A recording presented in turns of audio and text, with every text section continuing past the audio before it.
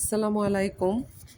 এই যে গ্রামের বাড়ি থেকে আসলাম অনেক রাতে, খুব যাওয়া এবং ফিরে আসা খুব কষ্ট বাসের মধ্যে। তো এসেই ডিম পোস্ট করে এই যে পেঁয়াজ কষে নিয়ে ভুনা করলাম আর রান্না করলাম। দেশের বাড়ি থেকে লাউ শাক নিয়ে এসেছিলাম, লাউ শাক ছোটো আলু 2-3টা দিয়ে একটু সিলভার কাপ মাছ দিয়ে চচ্চড়ি করলাম। এগুলো নিয়ে আজকে সেহরির সময় খাওয়া হবে এবং রাতে। তো বন্ধুরা, এখন আর কাউকে বিশ্বাস করি না, শুধু চেয়ে চেয়ে দেখি কে কতটা অভিনয় করতে পারে। আমার জীবনের ভাগ্যটা সত্যি খুব খারাপ।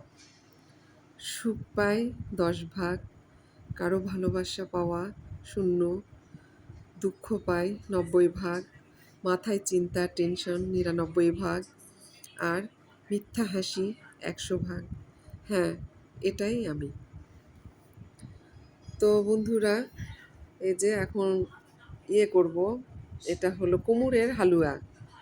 তো কড়াইতেই করছি, এর মধ্যে বাদাম বেটে দিলাম, নারিকেল একটু দিলাম, দিয়ে খুব সুন্দর হয়েছিল। মানে হালুয়াটা খাওয়ার পর ভিডিওটা ছাড়লাম, তো খুবই সুন্দর সুস্বাদু হয়েছে।